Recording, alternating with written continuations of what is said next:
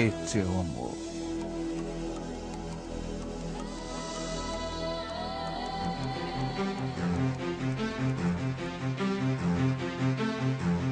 Explorações.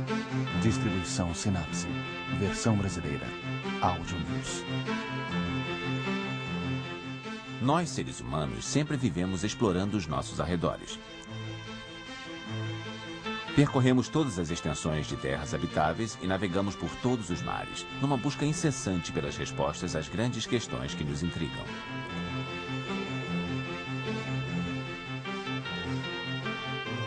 A exploração permite que o ser humano satisfaça suas necessidades básicas e também a curiosidade de saber o que existe além dos seus horizontes.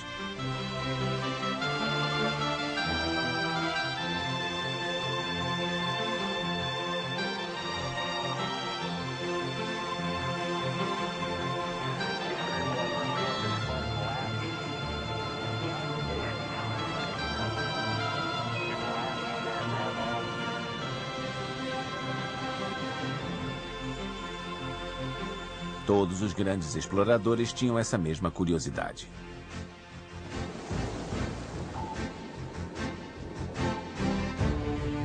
Uma curiosidade que os levou a enfrentar o desconhecido na esperança de voltarem trazendo algo novo.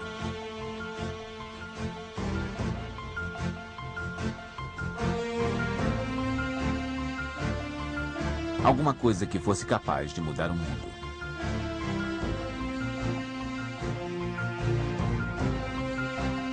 Ou de mudar o curso do desenvolvimento humano.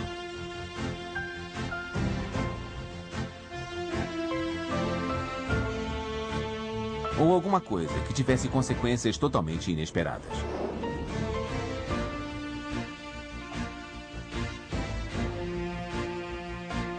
O ser humano jamais vai parar de fazer perguntas.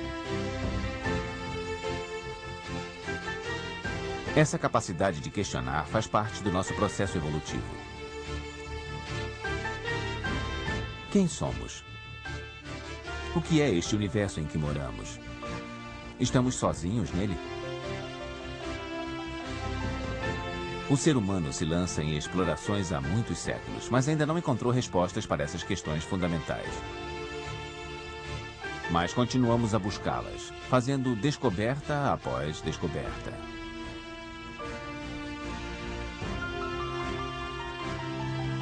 Os exploradores voltam de suas jornadas trazendo apenas respostas parciais. Essas despertam novas questões que os impulsionam para novas jornadas, num ciclo que não tem fim.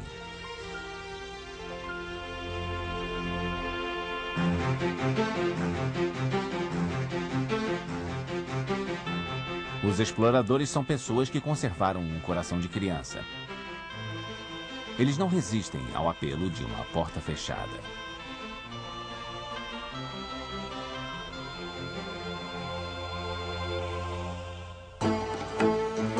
Além do horizonte.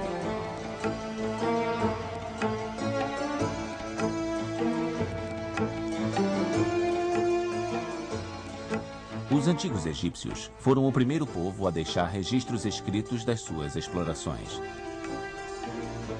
Os hieróglifos nas paredes dos templos contam as histórias das suas jornadas para um lugar distante e mítico, as terras de Punt.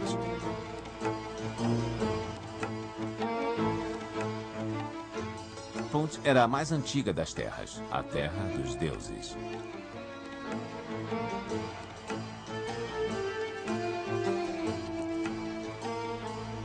A localização exata de Punt continua sendo um mistério, porque os egípcios organizaram muito poucas expedições ao longo de um período grande de tempo e não restaram vestígios da rota que usaram. Os deuses egípcios eram generosos. Os peregrinos que chegavam a Punt descobriam tesouros incríveis. Havia ébano, marfim, ouro, prata e mirra, uma substância aromática queimada nos altares sagrados. Essas jornadas exploratórias serviam aos objetivos políticos e comerciais dos faraós do Egito. Para afirmar o seu poder, as dinastias organizavam expedições para subir o Nilo, atravessar o deserto ou cruzar o Mar Vermelho.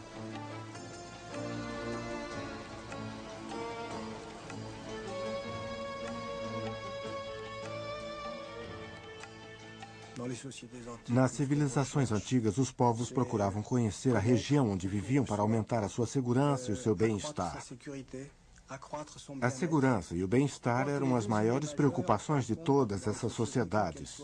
Sendo assim, elas se sentiam impelidas a conhecer o mundo à sua volta. Os egípcios tinham uma obsessão por explorar a nascente do Nilo. Queriam proteger a fronteira leste e a oeste e também o sul de seu território. Nesse sentido, a busca pelo bem-estar era a busca pela segurança, e essas eram as principais motivações por trás das descobertas e jornadas exploratórias da maioria das sociedades. Nas suas explorações marítimas, os egípcios contaram com a ajuda dos fenícios, um povo de navegadores que vivia a leste do Mediterrâneo. Confinados a um território pequeno e inóspito e cercados por vizinhos hostis, os fenícios não tinham outra opção além de se lançarem ao mar.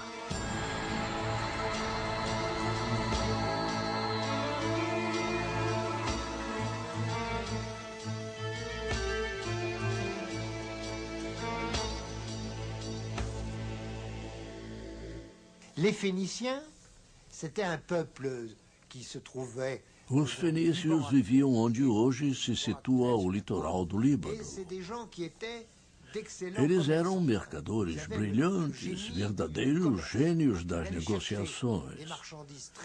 Eles buscavam as mercadorias mais raras nos países onde eram produzidas e as vendiam aos povos vizinhos do seu território, obtendo lucros fantásticos.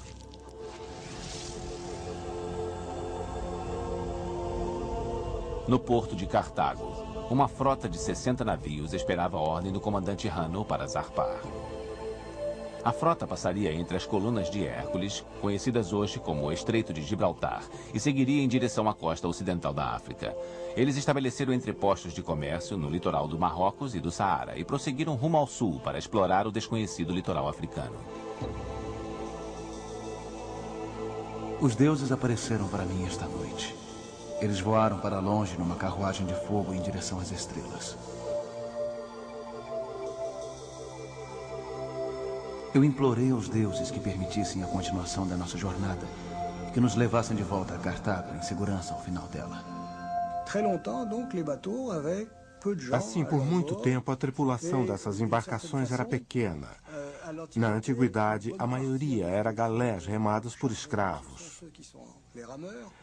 Assim, havia frotas relativamente pequenas explorando os litorais. Elas aportavam sempre que possível para explorar os territórios. Havia portos onde as tripulações já haviam feito contatos, mas em determinados lugares as autoridades locais se mostravam hostis e as negociações eram mais complicadas. Em todos os portos eles tentavam fechar negócios. Quando voltavam levando produtos que não existiam na sua terra natal, eles os revendiam ou trocavam. Era assim que os povos enriqueciam. O Mediterrâneo era praticamente o mercado mundial daquela época. Os navios dos fenícios voltavam carregados com o linho e o papiro do Egito, com marfim e ouro da Núbia, trigo e cobre da Sardenha, azeite e vinho da Sicília e perfumes e especiarias do Oriente.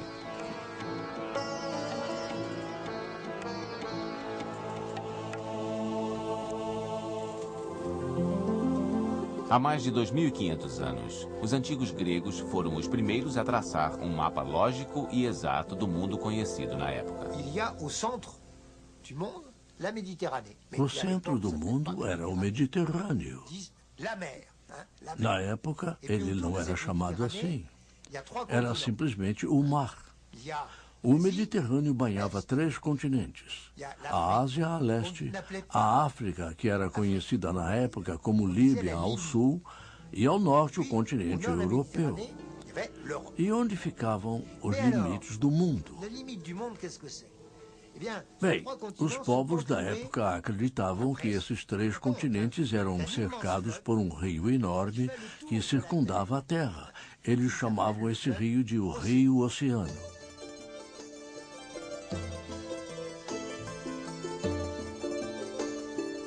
A Grécia era a maior potência da época e estendeu seus domínios aos mares. Os gregos criaram entrepostos de comércio que se transformaram em cidades. Os filósofos gregos da escola jônica diziam que a melhor forma de compreender o mundo era através da observação da natureza. Eles desenhavam os mapas das regiões que habitavam e, sem saber, criaram os fundamentos de uma nova ciência, a geografia. Heródoto foi, sem dúvida, o maior geógrafo da Grécia Antiga. Heródoto fazia explorações de barco e, quando estava no deserto, viajava a cavalo. Ele chegou a ir bem longe no interior do deserto, seguindo as margens do Nilo. Ele visitava os altos sacerdotes da região que lhe contavam suas lendas religiosas. Ele observava a vida da região e, acima de tudo, conversava com os viajantes e mercadores vindos de terras ainda mais distantes. Heródoto era um ótimo contador de histórias. Embora o que tivesse para relatar fosse verdadeiro, às vezes ele exagerava os detalhes para prender a atenção dos ouvintes. Na Índia, eu vi as maiores criaturas de 4 patas que vivem sobre a terra. Vi o ouro ser retirado das minas ou simplesmente pescado nas águas dos grandes rios. Eu vi árvores selvagens cujos frutos guardam uma lã mais macia que a lã das ovelhas. Na Arábia, o ar é impregnado dos perfumes mais maravilhosos. E na Etiópia moram as pessoas mais altas e mais belas do mundo.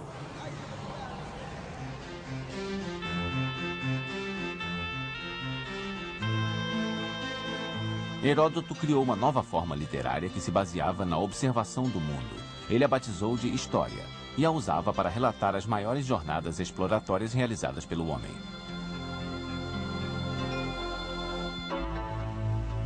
Viajando o mundo inteiro.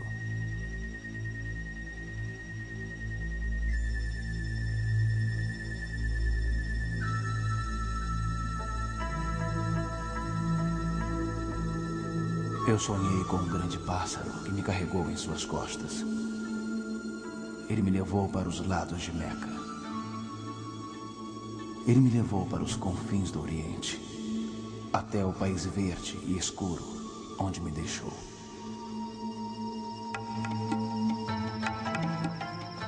Esse sonho profético foi o ponto de partida para uma longa jornada.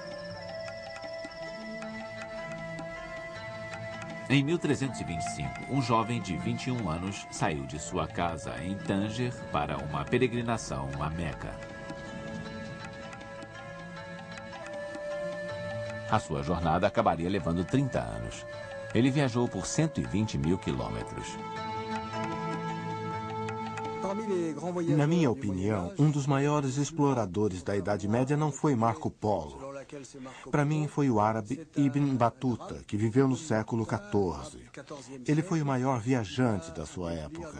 Partiu do Saara e foi até a China, passando pelo território onde hoje em dia é a Rússia, e viajou também por toda a Europa e o Oriente Médio.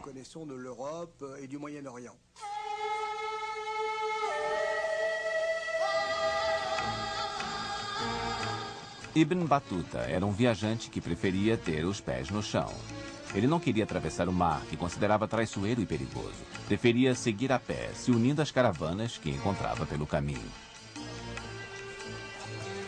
Os melhores geógrafos e exploradores da Idade Média vieram do mundo árabe. O Islã era a religião dominante, e os árabes organizavam expedições para poder informar ao califa sobre os novos adeptos da religião de Maomé.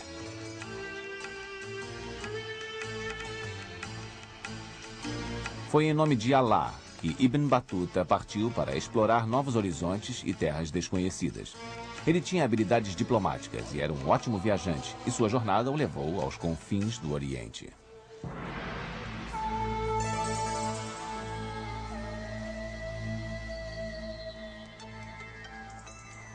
No século XV, os chineses acreditavam ser o centro do mundo.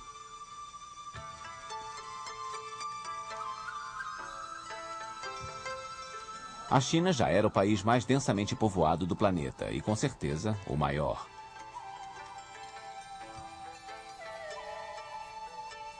Era a época da dinastia Ming, a última das dinastias imperiais da China. O jovem imperador Yongle enviava navios cuja única missão era impressionar as terras visitadas com a grandiosidade do seu império. Cheng Ho, um amigo do imperador, foi nomeado almirante supremo da Frota do Tesouro.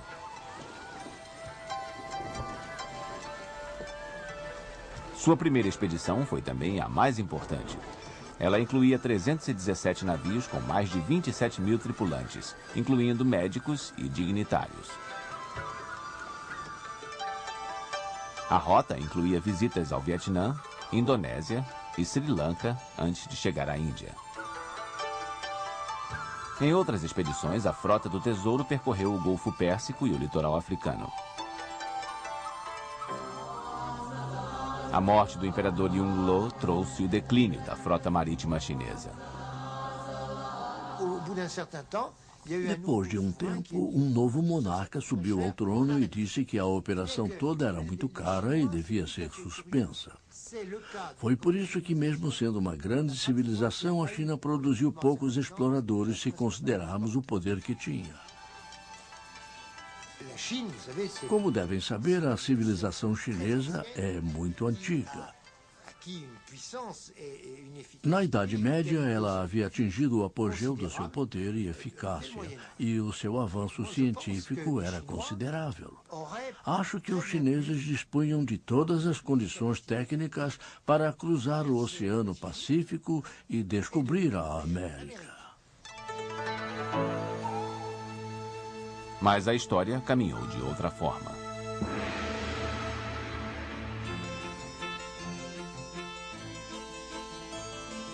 No século XV, os estudiosos e geógrafos europeus se voltaram para tradições antigas. Eles passaram a aceitar o conceito de que a Terra era redonda, como os gregos haviam defendido. Com base nos trabalhos de Ptolomeu, Cristóvão Colombo começou a busca de uma rota por mar para as terras das especiarias.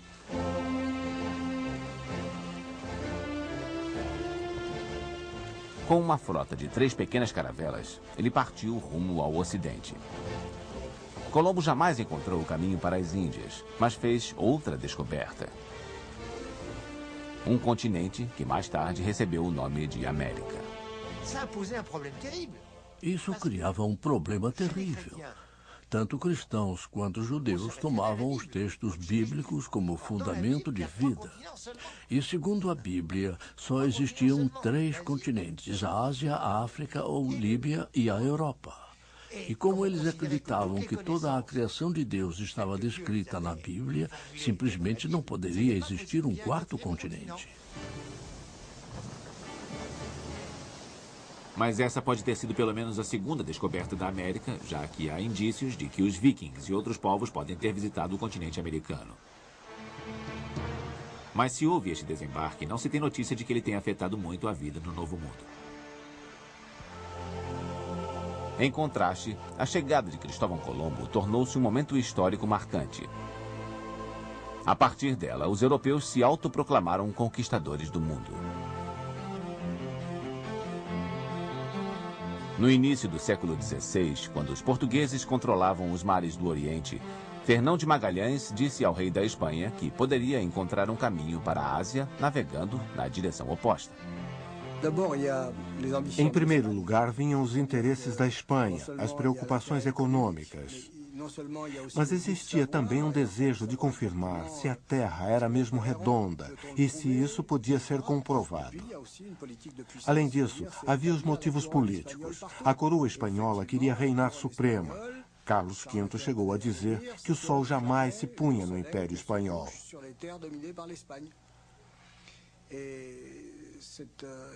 Durante um certo período, a Espanha foi a maior potência do mundo ocidental. Fernão de Magalhães era um homem ambicioso e obstinado. Capitão exigente, ele obrigava seus homens a desafiarem os próprios limites. Eles chegaram ao extremo sul da América do Sul e estavam prestes a entrar em um estreito desconhecido. Magalhães disse aos seus marinheiros: Marinheiros, ouvi-me. Estamos prestes a fazer uma travessia difícil. Esse canal pode ser a passagem que procuramos, mas ele é muito estreito e a passagem pode ser perigosa. O vento não está a nosso favor e as tempestades são frequentes nesta região. Eu pediria que todos vocês se confessassem para receber o corpo de Cristo, como bons cristãos que são.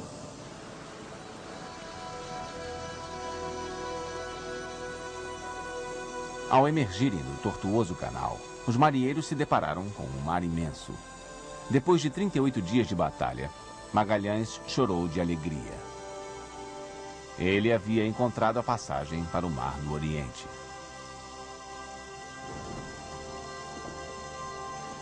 Magalhães e sua tripulação navegaram durante quase 4 meses em águas paradas à procura de um local para baixar âncora e conseguir novos suprimentos.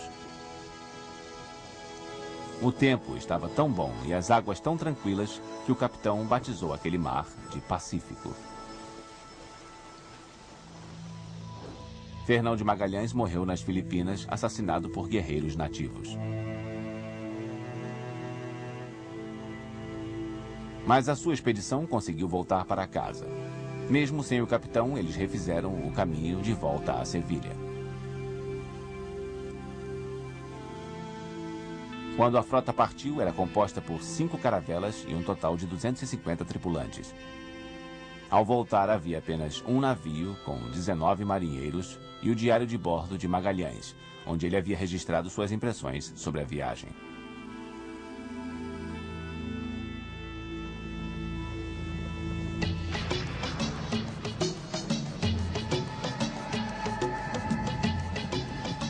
A África foi o último continente inexplorado. Até o século XIX, o berço da espécie humana permaneceu uma terra desconhecida, envolta em mistérios.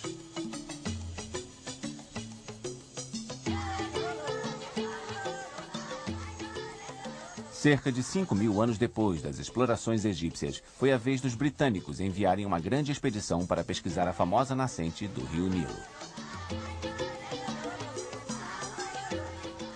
Em 1856, John Speke, oficial do exército indiano, foi enviado para descobrir o ponto de origem do Nilo. Depois de uma jornada longa e exaustiva, Speke finalmente encontrou o lago, que batizou de Lago Vitória, em homenagem à rainha. Embora não pudesse provar, Speke anunciou ter encontrado a nascente do rio Nilo. Mas havia dúvidas sobre a precisão das suas descobertas. Os britânicos organizaram outra expedição para verificar se o Lago Vitória era mesmo o ponto de origem do Nilo. O Dr. Livingstone, um missionário cujo nome hoje é famoso, foi encarregado de chefiar a missão. Infelizmente, Livingstone desapareceu. Não se teve qualquer notícia dele durante 3 anos. Foi então que o jornalista americano Henry Morton Stanley partiu em busca do explorador britânico. Ele encontrou Livingstone no povoado de Ujiji, numa região que hoje pertence à Tanzânia. Livingstone estava empenhado em defender os nativos contra os mercadores de escravos que proliferavam nessa parte da África.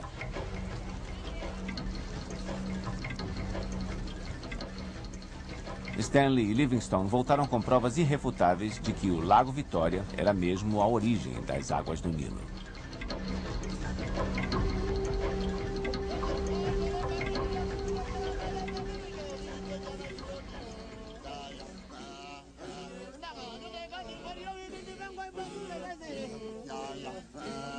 No final do século XIX, países europeus passaram a estabelecer domínio sobre territórios africanos.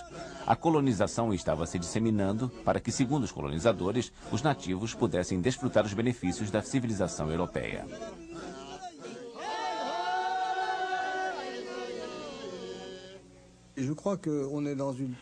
Acho que foi um período de expansão europeia, por assim dizer. Foi uma época em que o homem branco, como nós nos denominávamos, se sentiu um conquistador. Acertadamente ou não, nós sentimos que nossa missão era a conquista. De qualquer forma, o homem branco tinha o papel de Prometeu. Ele ousava explorar o desconhecido. Ele queria levar seus conhecimentos a outros povos e também almejava a glória. Cada explorador queria ser o primeiro a plantar sua bandeira, fosse para o seu triunfo pessoal ou para a glória de seu país. Mary Kingsley foi uma mulher corajosa, que desafiou as convenções da sua época. Ela não só se tornou uma exploradora, como ousou questionar a política colonial britânica.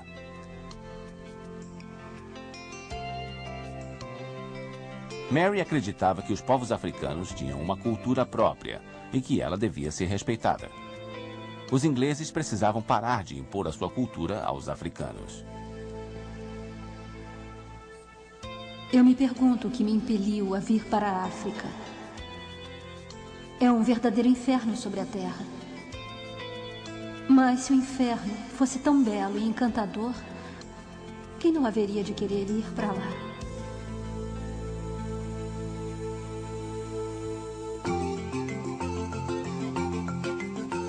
As últimas fronteiras inexploradas.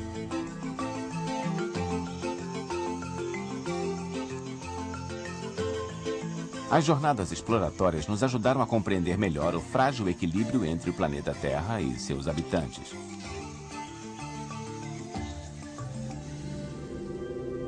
Mas hoje, a exploração também se tornou ela própria uma indústria. Existem sempre novos territórios a serem descobertos, repletos de recursos naturais e tesouros para enriquecer quem for extraí-los. Às vezes, essa extração é feita de uma maneira que põe em risco o meio ambiente.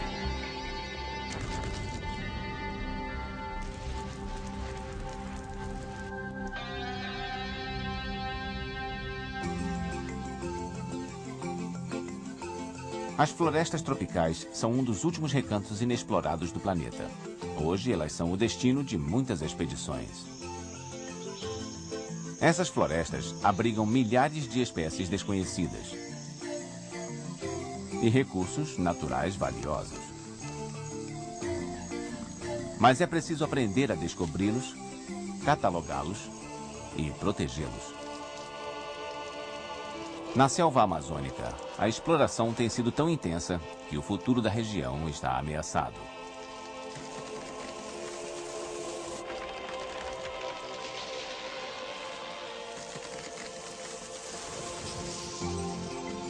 As matas virgens também servem de abrigo a seres humanos que mantêm o modo de vida dos seus ancestrais, e todas as suas preciosas tradições estão desaparecendo. Por exemplo, membros de uma tribo indígena do Amazonas eram conhecidos por mergulhar suas flechas numa secreção aparentemente inócua de uma espécie de sapo. Mas essa substância provou ser um veneno usado pelos índios, e os cientistas extraíram novos antibióticos dele.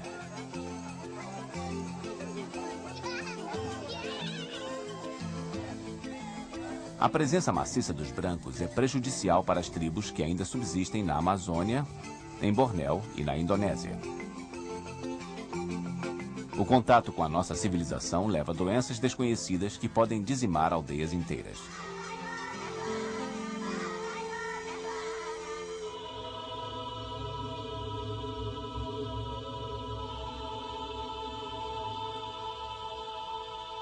Vista do espaço, a Terra é um belo planeta azul, que se destaca dos outros. Essa coloração azul vem da água, que cobre 2/3 da superfície do planeta. Os oceanos têm um papel decisivo sobre as variações climáticas da Terra.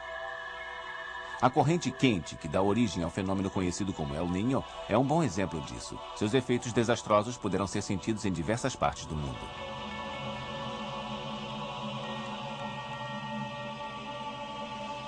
Os oceanos também ajudam a equilibrar o clima, graças à sua grande capacidade de absorver o calor.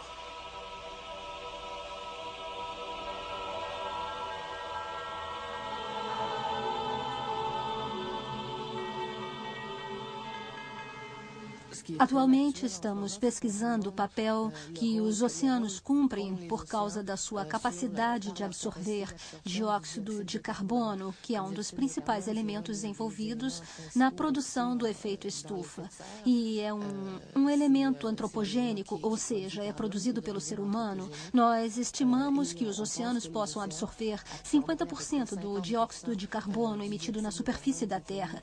Por isso, talvez eles possam ajudar a reduzir o efeito estufa.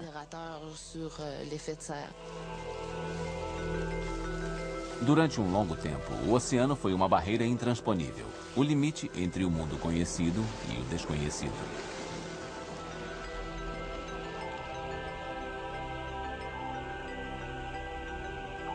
Mas e quanto ao fundo do mar?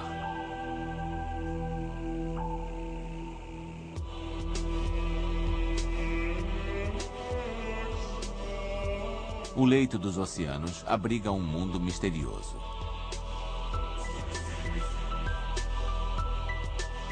É um mundo povoado por estranhas criaturas e perfurado por fissuras tão profundas que parecem levar ao coração do planeta.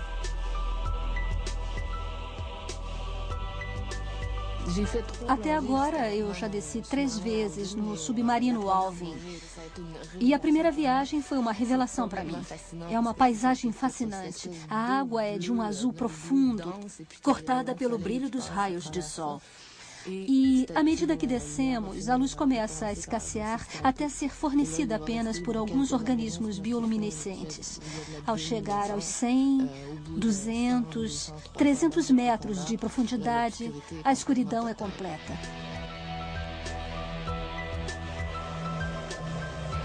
Até hoje sabemos muito pouco sobre o mundo submarino.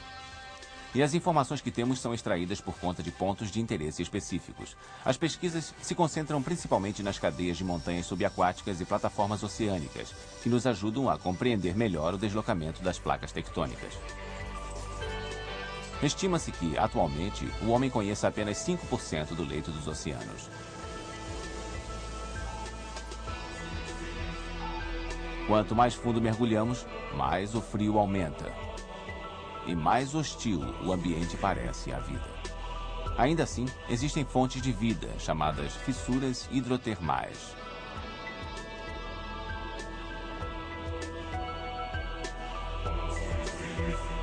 Embora a luz do sol não chegue aqui e não exista fotossíntese, o ambiente criado por essas fissuras abriga um ecossistema surpreendente e muito rico.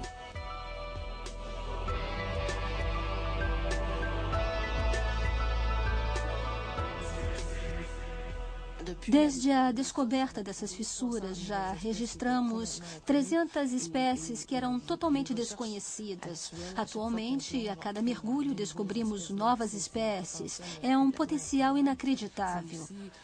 Comparado ao que vemos normalmente no leito marinho, esse ecossistema abriga um número impressionante de organismos. Pode haver até 10.000 seres vivos por metro quadrado.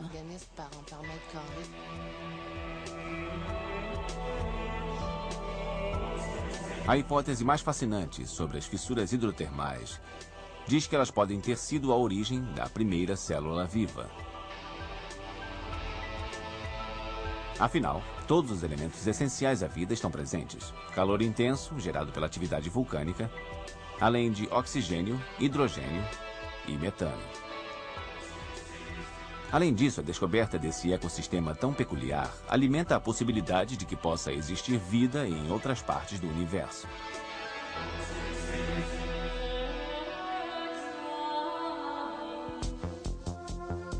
Rumo ao infinito.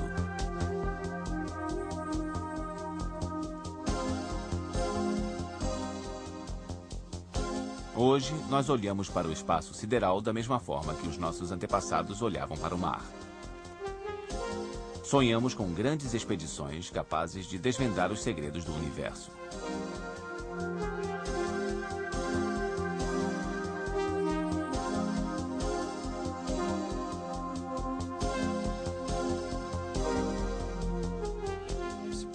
A exploração espacial nos oferece uma das melhores oportunidades possíveis de aprendermos mais sobre quem somos nós, e esse questionamento é fundamental para o ser humano. Explorando o espaço, poderemos descobrir fundamentalmente as origens do universo e, em última instância, as origens da vida. A partir daí, nós poderemos formular uma das questões principais para o ser humano hoje. Será que nós estamos sozinhos? Será que só existe vida na Terra? Muitas das atividades desenvolvidas pela NASA desde a sua criação estão voltadas para encontrar as respostas para essas questões.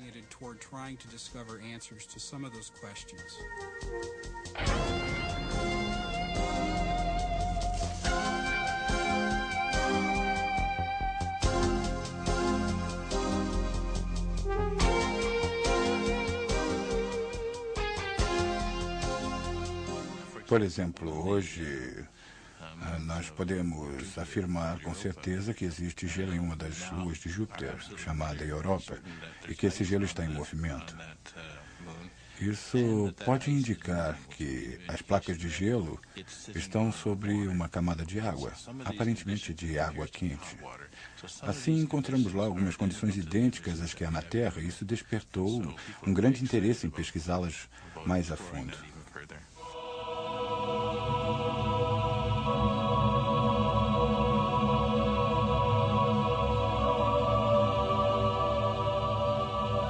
A exploração espacial é um empreendimento muito caro. Ela consome um total de cerca de 21 bilhões de dólares por ano de países no mundo inteiro. Os europeus, japoneses, canadenses, americanos e russos uniram forças para lançar um novo projeto, uma estação espacial multinacional.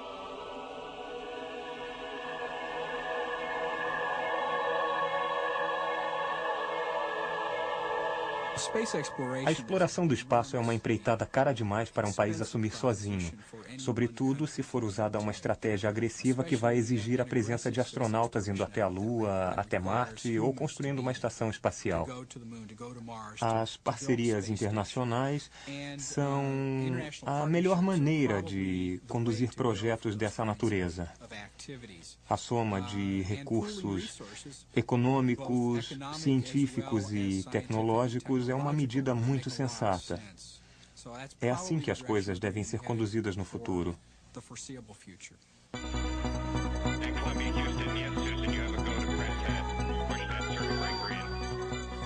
As dificuldades encontradas para a exploração do espaço levaram ao desenvolvimento de novas tecnologias que têm aplicações práticas em nosso cotidiano. A miniaturização de componentes eletrônicos é um exemplo. E também as pesquisas com matérias-primas mais leves. Originalmente, o Teflon foi inventado para reduzir o atrito entre peças de motores. Hoje, ele é usado para fabricar panelas antiaderentes. O desenvolvimento de materiais feitos de microfibras sintéticas deu origem a roupas e acessórios mais confortáveis que já estão no mercado.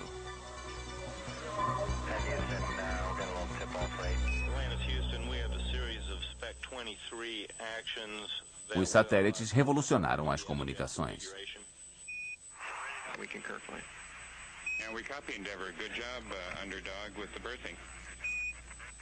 Acho que qualquer pessoa é capaz de compreender que a comunicação por satélite serviu para encurtar as distâncias no mundo. Hoje, acontecimentos podem ser transmitidos para o mundo inteiro em tempo real. E isso só foi possível com o desenvolvimento das comunicações por satélite. A segunda grande aplicação dos satélites, que está se tornando cada vez mais importante, é a chamada observação do planeta. São satélites desenvolvidos para monitorar a Terra, o movimento das nuvens e o meio ambiente. E eles estão nos dando as informações mais precisas de que dispomos sobre o nosso próprio planeta, ajudando na preservação do meio ambiente e no melhor gerenciamento dos recursos naturais. Essas são as duas grandes utilidades da tecnologia espacial para a vida aqui na Terra. O telescópio espacial Hubble também cumpre uma função de observação. Ele permite que exploremos os confins do universo sem pôr vidas em risco, já que não é tripulado.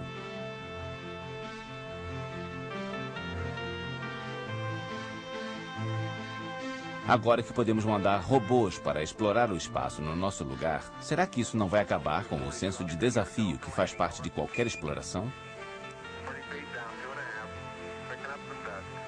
Os grandes exploradores que arriscaram as próprias vidas enfrentando o desconhecido e confrontando corajosamente o perigo foram transformados em heróis, e seus feitos os imortalizaram.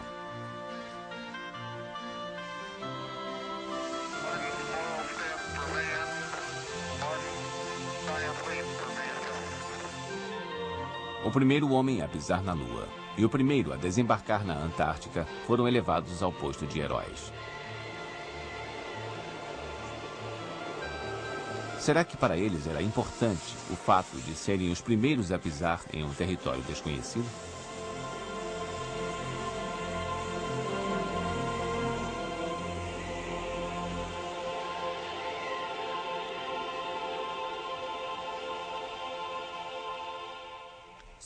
É claro que existe um sentimento de orgulho, mas também há uma curiosidade intensa. Por que será que fui o primeiro? Por que eu estava destinado a deixar minhas pegadas neste local? Afinal, uma tempestade poderá apagá-las daqui a pouco.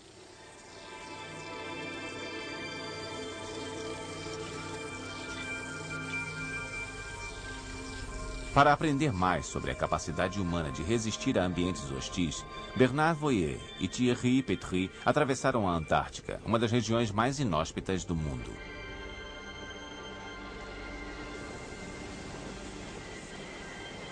A temperatura mais baixa já registrada no planeta foi na Antártica, 89 graus negativos. A velocidade média do vento é 70 km por hora.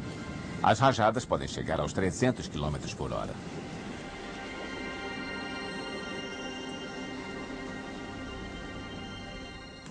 Por que ir para a Antártica?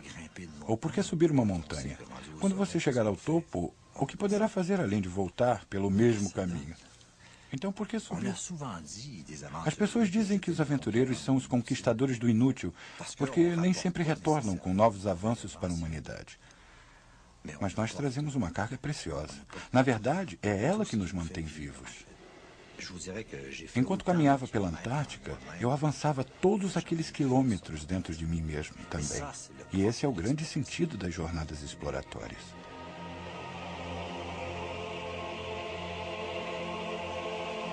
Os exploradores se lançam em suas jornadas para aprender mais sobre eles mesmos, para se testarem na conquista de objetivos aparentemente inatingíveis. Participar de uma expedição é a melhor maneira de nos confrontarmos com nossas limitações.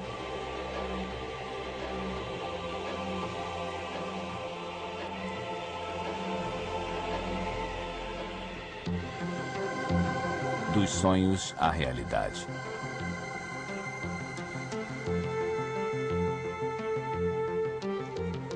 Depois de tantos milhares de anos de explorações e tantos anos de descobertas, talvez possamos achar que a curiosidade natural do homem esteja se desvanecendo aos poucos. Mas isso seria um engano.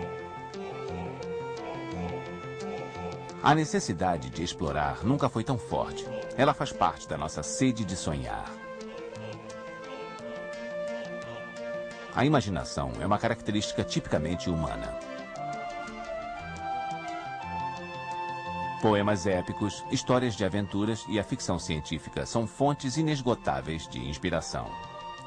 Elas estimulam a nossa imaginação e abrem as portas para novas jornadas.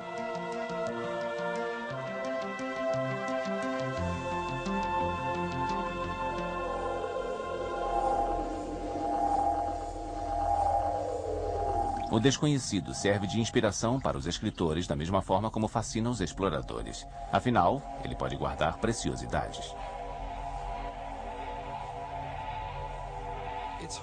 É difícil dizer se a ideia da colonização de outros planetas é viável ou não passa de ficção científica.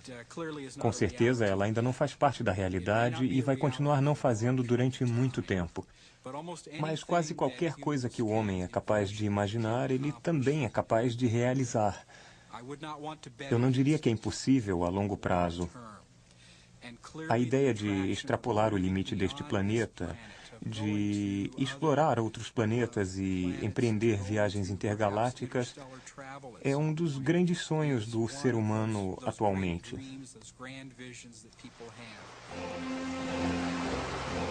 A exploração continua sendo uma atividade importante por causa dos lucros que pode gerar. A descoberta do Novo Mundo deixou muitos europeus ricos entre os séculos XV e XIX. Dessa mesma forma, os americanos são os que mais se beneficiam com a exploração espacial.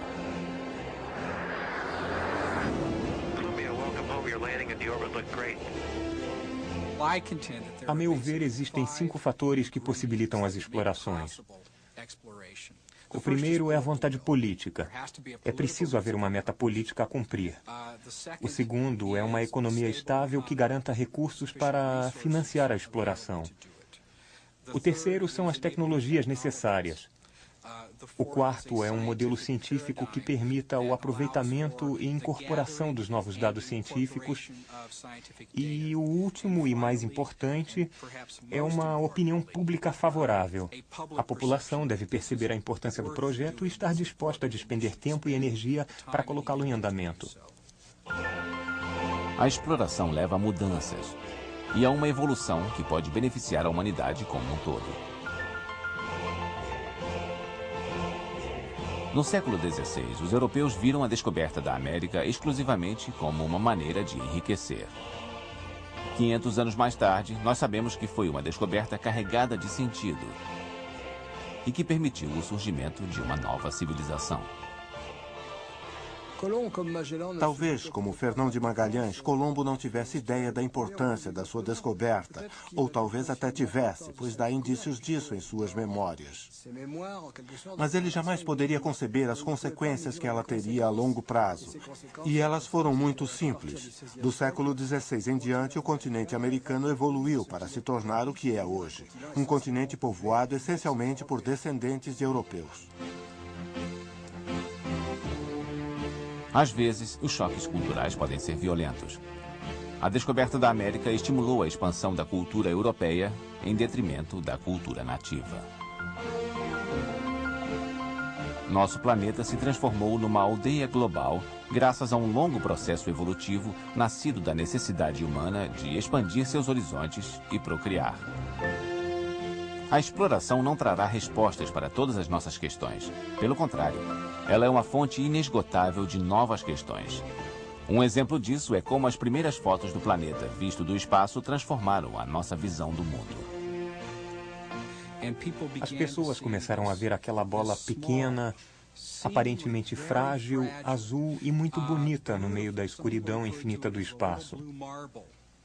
Isso fez nascer uma nova afeição pelo planeta em que vivemos. O sucesso dos movimentos ecológicos modernos pode ser atribuído em grande parte a essas primeiras imagens. Foi a partir delas que começamos a nos ver como tripulantes de uma pequena espaçonave e que sentimos a necessidade de preservá-la para que ela não desaparecesse no futuro.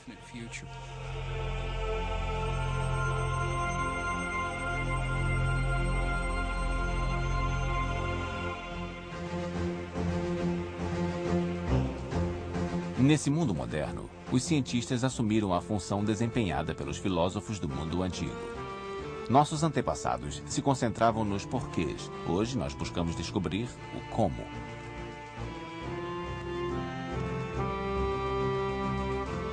Nossas explorações nos levaram a descobrir muitas pistas sobre a evolução humana. Elas também contribuíram para o surgimento de novas ciências e nos abriram os portões do espaço. Nossas explorações nos levaram a descobrir, dominar e povoar novas terras. Ainda assim, todo explorador pode ser considerado individualista. É uma pessoa que irá lutar pelos seus ideais e que se lança ao desconhecido de braços abertos. A jornada exploratória é uma busca sem fim. Avançando em pequenos passos ou saltos enormes, a humanidade continua no caminho do progresso. Da savana ao cosmo, o ser humano sempre teve a coragem para perseguir a sua curiosidade até as últimas consequências. E provavelmente sempre terá.